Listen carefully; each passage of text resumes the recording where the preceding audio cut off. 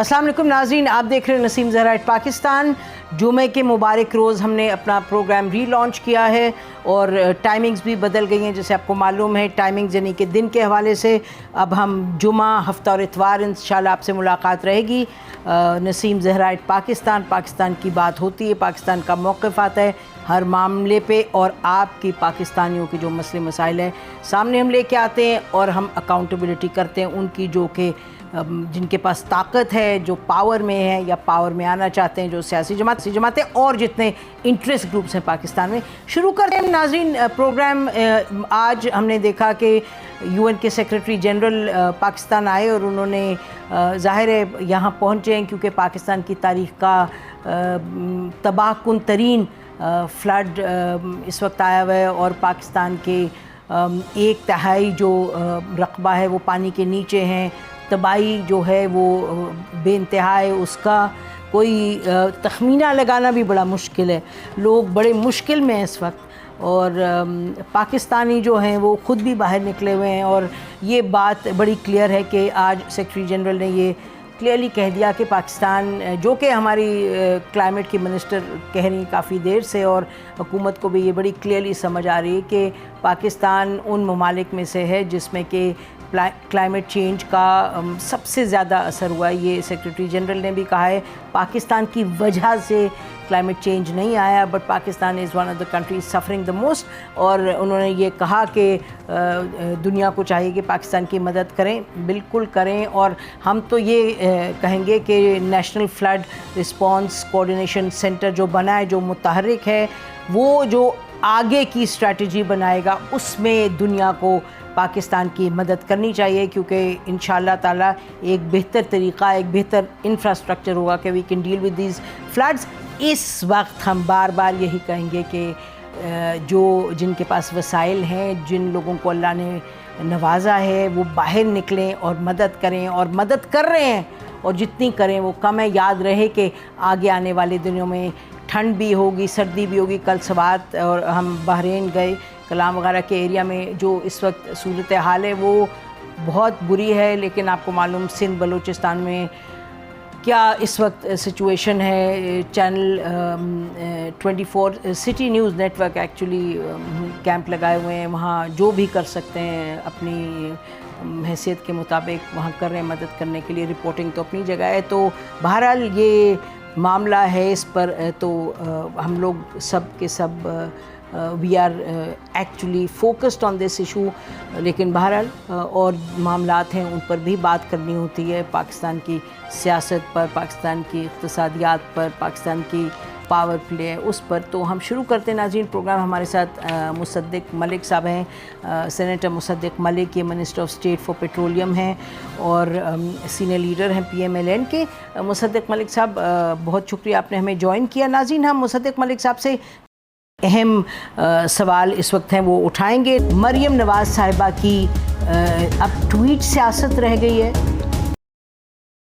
वज़ीर आज़म का national dialogue क्या मजाक बन गया है? और आखिरी अहम सवाल कि क्या सर्दियों में गैस का बड़ा बहरान आने वाला है? तो सबसे पहले हम मुसद्दिक़ मलिक साहब से, सेनेटर साहब से ये पूछते हैं कि अब आगे चलते हैं। ज़रा मरियम नवाज़ साहिबा का बड़ा दिलचस्प ट्वीट आया था, स्क्रीन पर ज़रा चलाइए प्रोड्यूसर साहिबा। ये वो बता रही हैं कि जी एक आज ये ऐसा मामला आया कि एक मस्जिद में जो मौलाना साहब थे उन्होंने फरमाया कि बिजली का ये मामलात हो गए हैं कि हमें तो पता नहीं मस्जिद में से कुछ बेच करके बिजली का बिल पूरा करना पड़ा। तो वो अदा किया। तो उन्होंने ये कहा कि मैंने अपनी ट्वीट में उन्होंने लिखा, आप ट्वीट देख रहे होंगे स्क्रीन पे, कि उन्होंने ये लिखा कि हमने सबको जो है जिन को मैं जानती हूँ उनको मैंने ये ट्वीट भेज दिया। तो आपको भी ये रिसीव हुआ ट्वीट? जी, मैंने नहीं देखा। मेरे अगर उन्होंने भेजा है तो मैंने अभी ट्विटर अकाउंट अपना चेक नहीं किया, मैं चेक कर लूंगा, मैंने वो देखा भी नहीं है। आप मुझे बता दीजिए उन्होंने क्या कहा है। जी यही कहा है उन्होंने जो मैंने आपको बताया। तो I am trying to understand कि मरियम नवाज साहबा ने 2-3 मरतबा पहले भी इस तरह के ट्वीट्स किए हैं कि आप पेट्रोल की जो कीमत है वो ठीक नहीं बढ़ाई, ये वो, तो वो जो सियासत है वो क्या आप ट्वीट्स के ज़रिए कर रही हैं? और you know it's the same party और वो वाइस प्रेसिडेंट है पार्टी की, तो ये क्या मामला है कि वो ट्वीट करती हैं, फिर उससे क्या हासिल क्या करना? देखिए, सिर्फ ट्वीट नहीं करती, बल्कि हमारी जो अंदरूनी मीटिंग्स हुई हैं उसमें नवाज शरीफ साहब ने बड़ा सख्त मौक़िफ़ लिया है और मरियम साहिबा ने कई मरतबा बड़ा सख्त मौक़िफ़ लिया है। और ये दोनों अकेले नहीं, बहुत से पार्टी के लोग हैं जो बड़ा सख्त मौक़िफ़ लेते हैं। वो ये कहते हैं कि इसमें कोई शक नहीं है कि हमने मुल्क बचाने के लिए इस वक्त हुकूमत ली थी और सख्त फैसले करने के लिए ये हुकूमत ली थी, लेकिन फिर भी हुकूमत लेने का एक बहुत बड़ा मकसद ये था कि इन फैसलों को जैसे जैसे हम आगे बढ़ा रहे हैं और सही फैसले कर रहे हैं उसमें आवाम को रिलीफ दिया जाए। तो हमारी जो आपस में भी तकरार होती है या जिस बात के ऊपर मियाँ साहब बड़ा सख्त स्टैंड लेते हैं वो ये कि नहीं, आप इसके बाद अब ये इजाफी बोझ लोगों पे नहीं डाल सकते, आप कोई ना कोई तरीका ढूंढें। अगर आप लोगों ने, जिसमें मैं भी शामिल हूं, अगर आपने जिम्मेदारी ली है किसी डिपार्टमेंट को, किसी मिनिस्ट्री को चलाने की, तो आप उसमें अब वो रास्ता ढूंढें, एक इनोवेटिव, वो क्रिएटिव रास्ता ढूंढें जिसके जरिए जो इजाफी बोझ है जो आप डाल रहे हैं, जिसकी जरूरत थी, वो कम से कम तर किया जाए। तो ये जितनी भी तकरार है ये जमहूरी निजाम में होता है ऐसे, अच्छा, कि हमारी जी अच्छा, तो आप कह रहे हैं कि जो ट्वीट है इट्स पार्ट ऑफ दैट, ठीक है जी, बिल्कुल। अच्छा, part of that, okay, finally जी, ये नेशनल डायलॉग, अब शुड वी से कि the idea is dead, DED dead, यानी खत्म हो गया? मेरे ख्याल में जब तक इमरान खान साहब PTI के सरबराह हैं, उन्होंने कल भी जलसे में कहा कि मैं चोरों से बात नहीं करूंगा, जो भी उनके ज़बान तो वो जो बोलते हैं वो आपके सामने। ये तो मैंने बड़ा हल्का लफ्ज़ इस्तेमाल किया है, वो तो बड़े सख्त अल्फाज इस्तेमाल करते हैं। तो जिस शख्स को जमहूरी निज़ाम पे एतमाद ही ना हो, जो ये समझे ही ना कि पार्लियामान में आके बैठे हुए लोग जो हैं वो अवाम की तर्जुमानी करने के लिए अवामी वोट के जरिए आते हैं, और पार्लियामान का मकसद ये होता है कि वहाँ पे बैठ के डिसएग्री किया जाए, वेहीमेंटली डिसएग्री किया जाए। मगर ये डिसएग्रीमेंट जो है ये एंगेजमेंट के जरिए आता है ना, जिसका आप जिक्र कर रही हैं कि वो जो एक डायलॉग होना है, नेशनल डायलॉग का मतलब जरूरी ये नहीं कि एग्रीमेंट होना। नेशनल डायलॉग का मतलब है कि हर पॉलिसी के ऊपर डिबेट हो। तो मुसद्दिक मलिक साहब, ये बात दुरुस्त है, आप सही फरमा रहे हैं जी। तो ये बात दुरुस्त है कि as of now it's dead, DED से मतलब यानी DEAD है, मतलब कि इट्स डेड। ये तो अब आप कहेंगे ना बहैसियत हुकूमत का एक हिस्सा के। मुझे ऐसा ही लगता है कि जब तक इमरान खान साहब, क्योंकि एक दो मरतबा ऐसा हुआ कि शाह महमूद साहब और दीगर जो अशखास हैं, खटक साहब, इस तरह के जो पुराने सियासतदान लोग हैं, उन्होंने इंगेज भी किया, मगर जब वो इंगेज करके बाहर निकलते हैं और ऑपोजिशन से बात कर रहे, उस वक्त की ऑपोजिशन इस वक्त की हुकूमत से बात कर रहे हो अगर, तो इमरान खान साहब बाहर निकल के कागज निकल, जिस तरह उन्होंने अमेरिका का कागज निकाला था, ऐसा ही कागज निकाल के कहते हैं ONRO मांग रहे हैं मेरे से, तो खत्म हो जाती है बात उस दिन रात को। अच्छा, सारी डिबेट, सारी एंगेजमेंट जो है वो सिफर पे आ जाती है। ठीक है, और जो इमरान खान साहब जब तक इमरान खान साहब अपना रवैया नहीं दुरुस्त करेंगे, जब तक वो अपने जहन में एक जमहूरी सेल, कम से कम एक सेल नहीं डालेंगे जो जमहूरी हो, जो फैशिस्ट ना हो, तब तक किससे वो डिबेट करेंगे? मतलब वो तो अपने आप से भी अब तकरार करते हैं जी। वो कहते हैं मैं जमहूरियत की जो अल्टीमेट है, मैं तो वो डिमांड करता हूँ कि आप इलेक्शंस करवा लें। इलेक्शंस आप जल्दी नहीं करवाने वाले, क्यों नहीं जी? नहीं, देखिए, आप मुल्क आइन के तहत चलता है ना मैडम। हम 3-4 साल इमरान खान साहब से इलेक्शन मांगते रहे, मगर इमरान खान साहब ने कहा कि मेरा ये हक है, मेरा ये कॉन्स्टिट्यूशनल राइट है कि जब मैं चाहूं इलेक्शन करवाऊं। आपको मालूम है हमने प्रोटेस्ट भी किए, मगर इसके बावजूद उन्होंने ये कहा। अब उसी आइन के तहत ये हुकूमत चल रही है, वो वोट ऑफ नो कॉन्फिडेंस के जरिए गए हैं। अब वो राइट जो है वो इस वक्त के वजीर आजम मियां शहबाज शरीफ साहब के पास है, जिस तरह इमरान खान साहब। अच्छा, अनफॉर्चुनेटली टाइम खत्म हो रहा है। आखिरी सवाल का जवाब जो लोग बहुत चाहते हैं कि क्लियरली उनको ये पता चल जाए कि जो सर्दियां आने वाली हैं उसमें गैस का बहरान हम समझे कि बहुत बढ़ेगा आगे? देखिए, जितनी गैस पिछले साल थी उतनी गैस का तो हमने इंतजाम कर लिया है। तो आज से कुछ महीने पहले तक तो जब मैं नया मुझे ये जिम्मेदारी दी गई तो बहुत परेशानी थी, जिसका मैंने इजहार भी किया। अभी मेरे ख्याल में 1-1.5 हफ्ता पहले भी मैंने उसका इजहार किया। लेकिन पिछले साल जितनी हमारे सिस्टम में गैस थी उसका इंतजाम हम कर चुके हैं, यानी पिछले साल के मामले में जैसा पिछला साल था वैसा ही ये साल होगा। लेकिन हमारी कोशिश ये थी कि उससे बेहतर हो। इस वजह से अभी भी आप जब मुझसे बात कर रही हैं तो मैं एक मीटिंग में से निकल के बाहर आया हूँ जिसमें तमाम गैस की कंपनियां बैठी हुई हैं और इस वक्त कम से कम अच्छा फिर आप जाएं, आप गैस की कंपनियों से बात करें, जरा गैस का ज्यादा इंतजाम कराएं। बहुत बहुत शुक्रिया मुसद्दिक मलिक साहब फॉर जॉइनिंग अस। ब्रेक लेते हैं, ब्रेक के बाद वापस आएंगे और जो कंटेम्प्ट ऑफ कोर्ट का मामला है, इमरान खान साहब के खिलाफ कोर्ट ने कहा 2 हफ्ते के बाद वो चार्ज करेंगे उनको 22 सितंबर को, तो उसके हवाले से हम तफसीलन बात करेंगे। हमारे साथ पीटीआई के सेनेटर और इमरान खान साहब के लॉयर अली ज़फ़र साहब होंगे और सलमान अकरम राजा साहब होंगे, authority on these matters. Stay with us.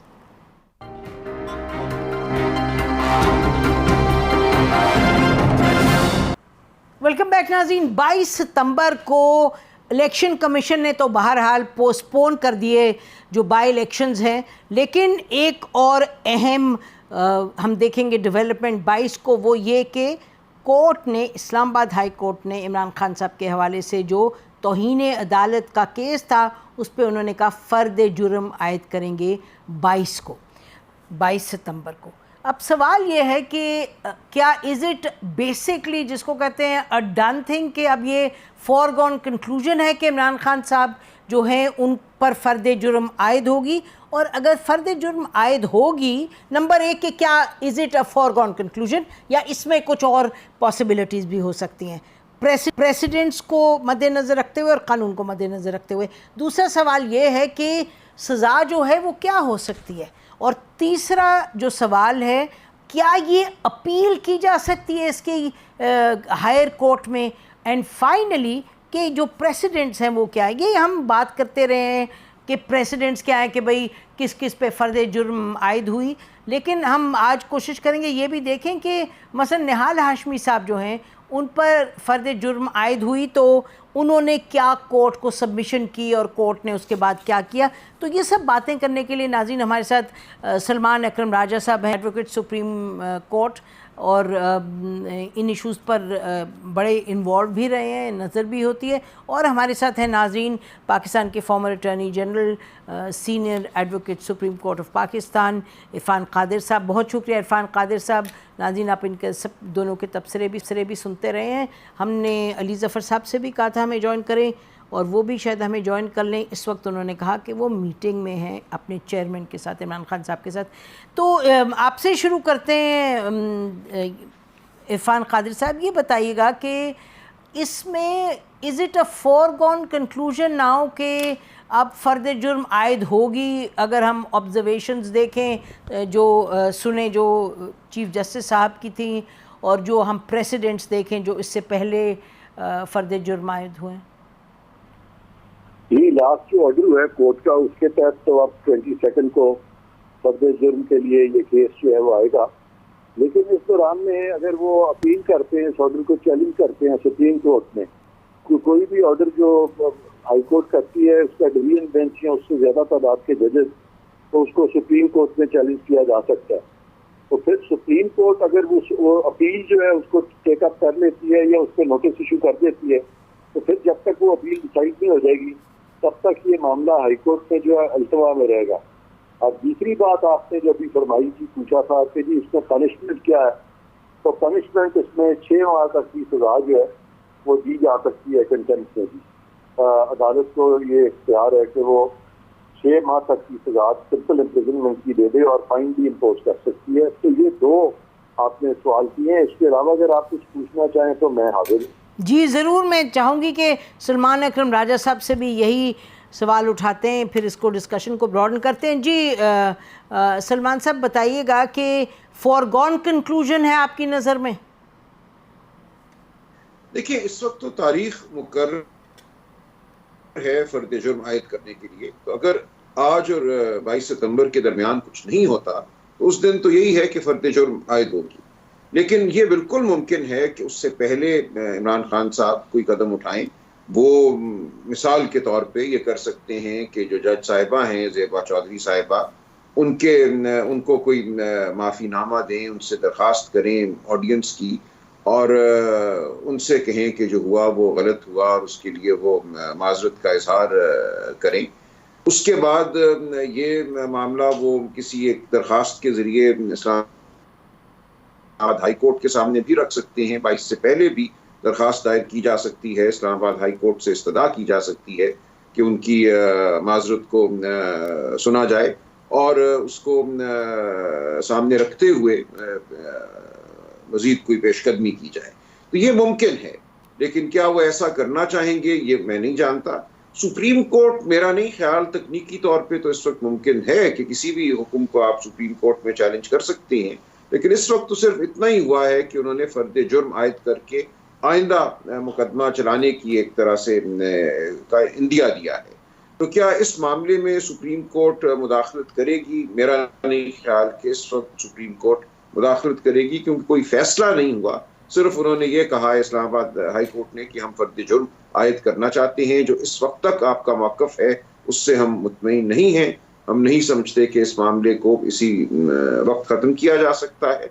इस मामले को मेरा नहीं ख्याल कि सुप्रीम कोर्ट सुनेगी, क्योंकि ये हाई कोर्ट के इख्तियार में एक बहुत प्रेमेच्योर किस्म की मुदाखलत होगी, यानी कि कबल अज़ वक्त मुदाखलत होगी। जब हाई कोर्ट कोई फैसला कर देगी, खा वो बुरी नौयत का ही क्यों ना हो, और हतमी फैसले के खिलाफ तो जाहिर है अपील हो सकती है, लेकिन कोई अगर सब्सटैंशियल किस्म का अबूरी फैसला होता है तो उसके खिलाफ भी अपील हो सकती है। इस वक्त शायद सुप्रीम कोर्ट मुदाखलत नहीं करेगी फर्द जुर्म आयद करने के नोटिस या तारीख के हवाले से। हाँ। इसलिए बेहतर ये कि अगर कोई माजरत का इरादा है तो उसको इस वक्त कोई अमली जामा पहनाया जाए। जी हाँ, सवाल यही था कि अपील करेगी, यानी कि अगर डिसीजन आ जाए, आप सही फरमा रहे हैं कि ये तो बीच रास्ते में तो नहीं सुप्रीम कोर्ट यकीनी तौर पे इंटरफेयर करेंगी, लेकिन ये आपने दिलचस्प बात की कि ये जज साहबा को जाके ये कर सकते हैं, ये ऑप्शन है। और मेरा ख्याल है कि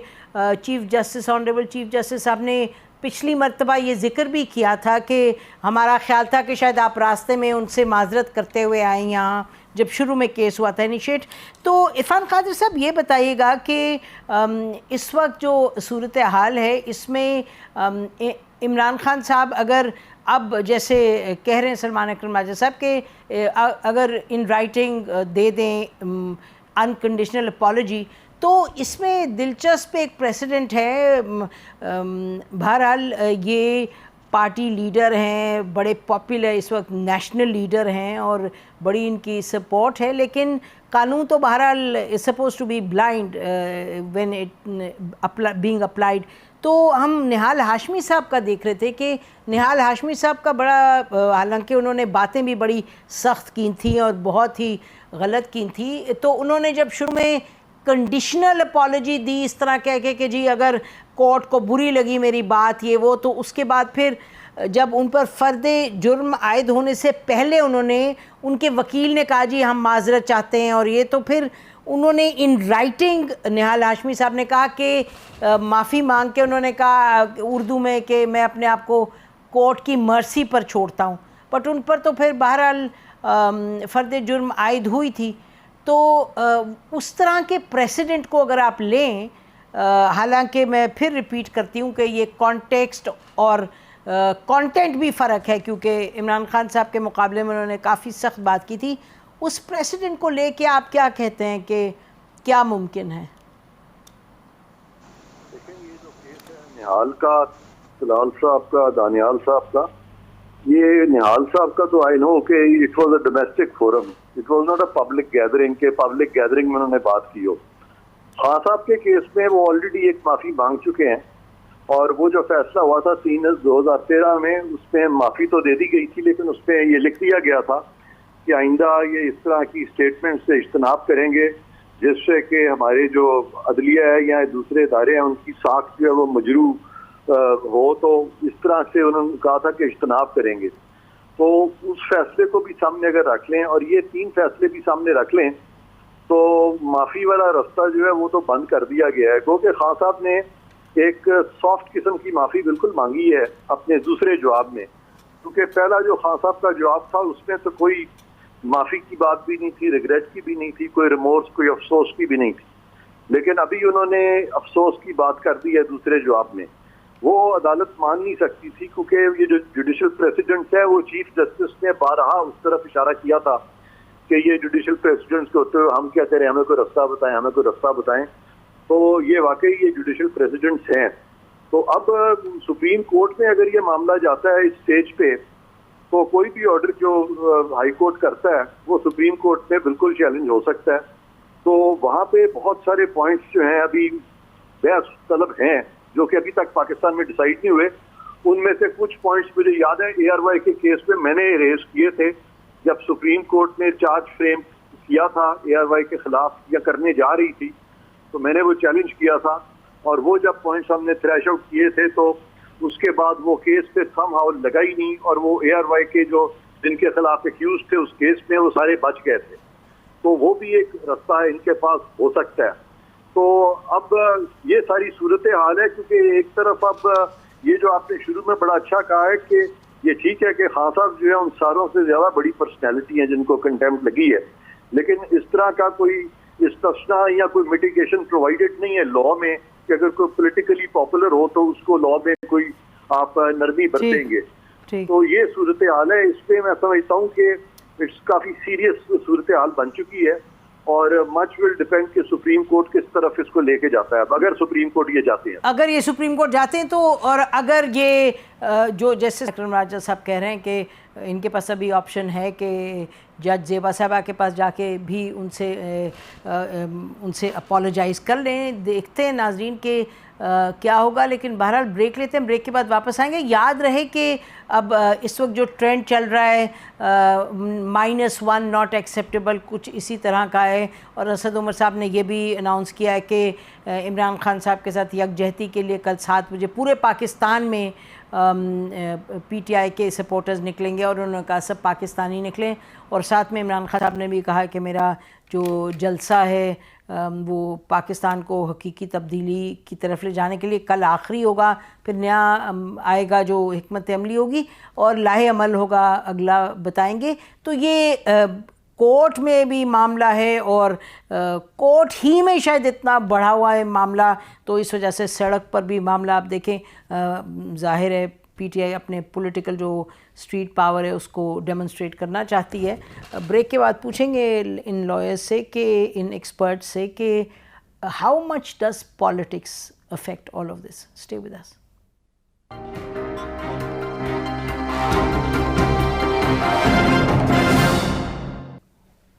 वेलकम बैक नाज़रीन। हमें ज्वाइन किया है ब्रेक में सेनेटर अली ज़फ़र साहब ने। पहले भी कोशिश थी, उस वक्त ये मीटिंग में थे इमरान खान साहब के साथ, और हमारे साथ सलमान अकरम राजा साहब भी मौजूद हैं। Welcome to the show. Ali, ये बताइएगा, अभी हम बात यही कर रहे थे कि प्रेसिडेंट्स को मद्देनज़र रखते हुए और जो सिचुएशन है उसको देखते हुए, अनलेस ये एक्सपर्ट्स हमारे कह रहे थे, अनलेस इमरान खान साहब यानी कि अपोलोजाइज़ करते हैं, कोई जो हैं जज ज़ेबा साहबा उनके पास एक अपॉलजी पेश करते हैं, तो it seems to be some ways a foregone conclusion के फ़र्द जुर्म आयद होगा। How do you see this? जी देखें, इसमें तो कोई शक नहीं है कि फ़र्द जुर्म आयद होने का जो ऑर्डर है वो तो हो गया है। सो उसको तो अब तब्दील सिर्फ एक अपील के ज़रिए किया जा सकता है। लेकिन जिस तरह आपने फरमाया कि ये एक इब्तदाई स्टेप होती है, फर्स्ट स्टेप होती है कंटेम्प्ट की प्रोसीडिंग्स में, जब अदालत पहले शो कॉज नोटिस देता है और उसके बाद अगर वो सेटिस्फाइड ना हो और वो आगे कार्रवाई मज़ीद चलाना चाहे तो फिर वो इंडाइटमेंट के लिए एक डेट फिक्स करते हैं। इसके बाद फिर मरला शुरू होता है। अभी भी अपॉर्चुनिटी होती है जो कंटेमनर है कि वो जाके जिनके खिलाफ इल्ज़ाम लगाए, कि जब इल्ज़ाम लगे तो उस वक्त भी वो अपनी स्टेटमेंट दे सकते हैं और एक्सप्लेन कर सकते हैं और बता सकते हैं। वो अपोलोजाइज़ भी कर सकते हैं, वो रिग्रेट भी कर सकते हैं, वो अनकंडीशनल अपॉलॉजी भी कर सकते हैं। उनके पास बहुत सारी ऑप्शंस होती हैं और अदालत उस वक्त भी इंडाइटमेंट करने के बजाय, या इंडाइटमेंट अगर हो भी गई है तो उसके बाद भी अदालत उसको डिस्चार्ज कर सकती है कंटेम्प्ट की प्रोसीडिंग्स को, अपॉलजी या जो रिग्रेट है उसको देखते हुए, जो भी पॉइंट है। और अगर अदालत अगर ये जो जिसके खिलाफ इल्ज़ाम है वो चाहे कि ट्रायल होना है तो फिर वो मामला ट्रायल पे जाएगा, क्योंकि पहले एडवोकेट जनरल को प्रोसिक्यूटर बनाया जाएगा और प्रोसिक्यूशन के बाद फिर वो अपनी चार्जशीट देंगे और अपना एविडेंस पेश करेंगे। उसके बाद जो भी लीगल कानूनी ऑब्जेक्शंस हैं और जो कानूनी डिफेंस है कानून के मुताबिक वो फिर ली जा सकती है जिसके खिलाफ इल्ज़ाम हो, और ट्रायल के एंड पे फिर फैसला होगा। तो अभी बहुत सारे मराइल हैं। अभी कुछ लोग शायद ये सजेस्ट कर रहे हैं कि ये मामला कंटेम्प्ट में ही होगा और कन्विक्शन ही होगी। ऐसी बात नहीं है। अभी जिस दिन ये इंडाइटमेंट होगी उस दिन भी ऑप्शंस अवेलेबल हैं, उसके बाद भी ऑप्शंस अवेलेबल हैं कि इस मामले को ख़त्म कर दिया जाए, क्योंकि इशू कंटेम्प्ट का आपको बताऊं, कंटेम्प्ट में अदालत पनिशमेंट नहीं देती, ना अदालत का इरादा होता है कि हमने कोई सज़ा देनी है। अदालत ने तो ये देखना है कि क्या कोई जेन्युइन रिग्रेट है, जेन्युइन अपॉलजी है। अगर कंटेम्प्ट हुई है तो वो अदालत फिर उसको डिस्चार्ज कर देती है। तो ये एक ऑप्शंस ओपन है अभी, और इंशाल्लाह इसको उम्मीद है कि ये मामला सेटिस्फैक्ट्री तौर पे उनकी जो लीगल टीम है, वो हामिद खान साहब रिप्रेजेंट कर रहे हैं, वो लीगल टीम अपना पेश कर देगी अपना मौक़िफ़। क्योंकि आप देखें अभी तक ये हुआ है कि रिग्रेट का पहला लेटर हुआ, पहला एक रिप्लाई आया, उसके बाद फिर फर्दर रिग्रेट का आया, जिसको जो माइकस थे उन्होंने भी कहा कि ये सफिशेंट होना चाहिए डिस्चार्ज के लिए, लेकिन अदालत नहीं सेटिस्फाइड थी। तो अब अगर फर्दर उसमें अपॉलजी आ जाएगी या मज़ीद कोई डिफेंस पेश किया जाएगा तो मुझे जो यकीन है कि अदालत कोशिश करेगी कि इस मामले को वहाँ ख़त्म कर दे, और यही जूरिस्प्रूडेंस है कंटेम्प्ट की भी। अच्छा, दिलचस्प बात आपने की कि यानी कि एक बाय स्टेज इमरान खान साहब ने जो अपॉलजी है उसको यानी कि ज़्यादा फर्म किया है, ज़्यादा क्लियरली स्टेट किया। बिल्कुल आप ठीक कह रहे हैं, अभी तक तो यही है, और आपने ये भी फरमाया कि तीसरी स्टेज में हो सकता है और ज़्यादा अपॉलजी आ जाए। अली ज़फ़र साहब, ये बताइएगा कि पार्टी के लोगों से जिनसे हमारी बात हुई वो सबका कहना था, ऑन एयर भी बहुत ने कहा, आप भी ये कह रहे हैं कि इस मामले को सही तरीके से निपटाएं। तो इसमें, और अभी आपने ये भी कहा अगर कंटेम्प्ट हुआ है, इसमें कंटेम्प्ट के हवाले से अगर का तो नहीं सवाल, because according to the honourable जजेस, क्योंकि चीफ जस्टिस साहब ने तो इसको जब कहा कि हम लगाएंगे इस पे फ़र्द जुर्म, तो वो तो क्लियर है। तो अब तो बेसिकली सो टू से the ball is in PTI chairman's court के भाई वो क्या और ज़्यादा कंक्लूसिवली अनकंडीशनल अपॉलजी देते हैं या नहीं, या आप कह रहे हैं कि उसके साथ साथ एक ट्रायल का मरहला भी पॉसिबल है, और वो किस सूरत में ट्रायल का मरहला होगा?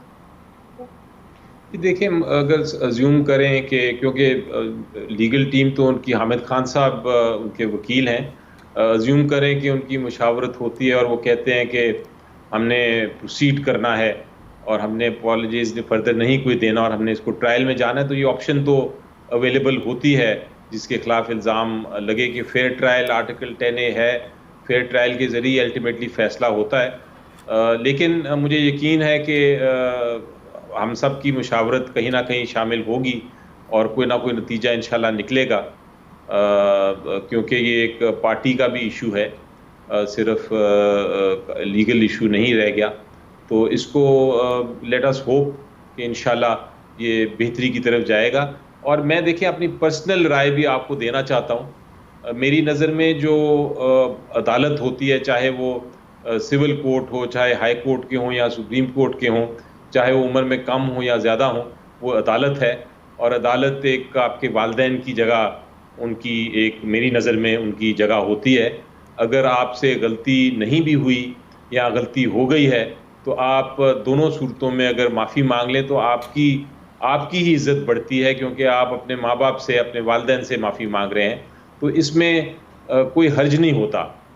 अगर कई बार होता है कि आप कुछ कहना कुछ और चाहते हैं और गलतफहमी या उसकी कोई वर्डिंग ऐसी होती है कि उसकी वजह से इंप्रेशन कुछ और मिलता है, तो अपने आप को करेक्ट करना, अपोलोजाइज करना कि जी अब मैंने जो कहा वो अगर इसकी ये मतलब है तो फिर मैं बिल्कुल अनकंडीशनली अपोलोजाइज करता हूँ। तो वो एक तरीक़ेकार है। बहुत सारे केसेस मैंने भी किए हैं, कि मुझे यकीन है बहुत सारे मुख्तलिफ वकला ने भी किए हैं, जहाँ हमने अपने क्लाइंट्स को कहा है कि आप ये इस तरह पेश करें, क्योंकि अदालत, जिस तरह मैंने कहा, अदालत ने पनिश नहीं करना होता। अदालत को कोई शौक़ नहीं है किसी को सज़ा देने की। अदालत ने तो ये देखना है कि अपनी वक़ार और अपनी जो इज़्ज़त है उसको बढ़ाना है, और अदालत की इज़्ज़त हमेशा कंटेम्प्ट केसेस में माफ़ करके ही बढ़ती है। जी, अगर कोई अनकंडीशनल अपॉलजी दे तो सलमान साहब, आप सुन रहे हैं अली ज़फ़र साहब को, तो मालूम नहीं आपके जहन में भी वही आ रहा है जो मेरे में आ रहा है कि ये तो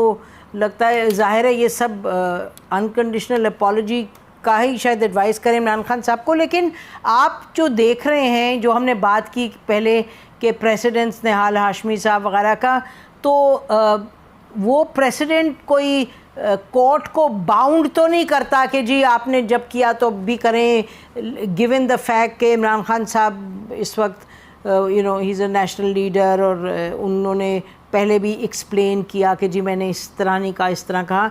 आप क्या कहेंगे उस पर? देखिए, इस तरह के मामलात में जो माजी की नज़ीरें हैं वो मुकम्मल तौर पे जो है किसी भी अदालत को बाइंड नहीं करती। अदालत के पास ये इख्तियार रहता है, सवाबदीद रहती है, हर मामले की नौइयत अलहदा होती है। अब ये कहना कि माजी में माफ़ी कबूल नहीं की थी लिहाजा भी माफ़ी कबूल ना की जाए, बिल्कुल गलत दलील है। अगर आप माजी को देखें तो ज़्यादा मुकदमात में, बल्कि बेशतर मुकदमात में तौहीन अदालत के माफ़ी दी गई है, माफ़ी को कबूल किया गया है।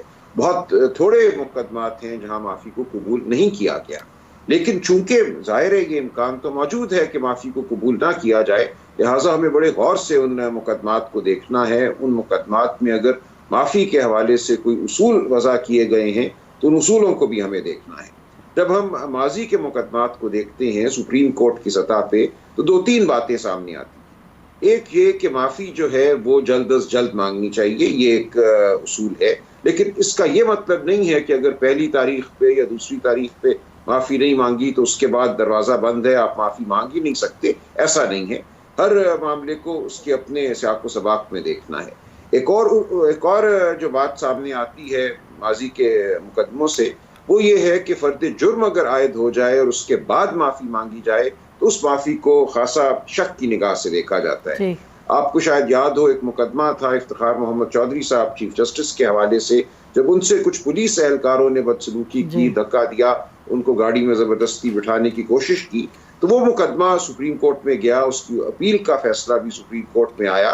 वहाँ अनकंडीशनल माफ़ी जो थी, जो इस्तदा की गई थी गैर मशरूत कि हमें माफ़ कर दिया जाए, वो इसलिए कबूल नहीं की गई कि वो फर्द जुर्म आयद होने के बाद की गई, और अदालत ने लिखा कि ये माफ़ी इन्होंने तब की जब फर्द जुर्म आयद हो चुकी थी।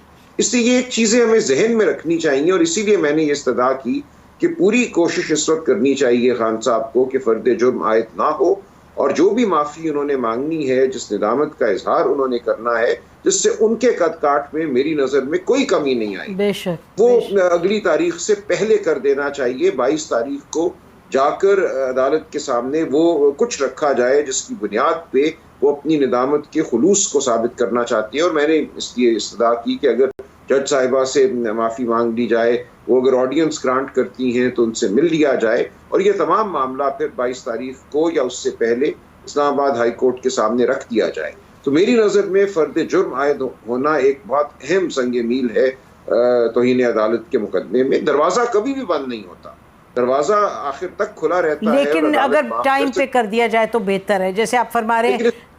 इन्हीं को समझना चाहिए और किसी भी चीज़ को फॉर ग्रांटेड नहीं लेना चाहिए। बेशक बेशक, बहुत शुक्रिया। टाइम ख़त्म हो रहा है, लग रहा है अली ज़फ़र साहब की सोच थी उस पर, उसको आपने ज़्यादा एलेबरेट कर दिया, तो लगता है पार्टी की तरफ से तो इमरान खान साहब को यही एडवाइस जाएगी। देखते हैं नाज़रीन इमरान खान साहब क्या करते हैं। फ़िल वक्त तो कल अब ये पाकिस्तान में भर में इन्होंने जो कॉल दी है इमरान खान साहब के साथ यकजहती की, तो क्लियर है कि पॉलिटिकल को साथ साथ लेकर के चला जा रहा है। केस कोर्ट में जो भी है, और एक नहीं काफ़ी केसेस हैं कोर्ट में, लेकिन बहरहाल वो देखते हैं कि बात कहाँ आगे बढ़ती है। हमारी तरफ से आज इतना ही। खुदा हाफिज़। पाकिस्तान जिंदाबाद।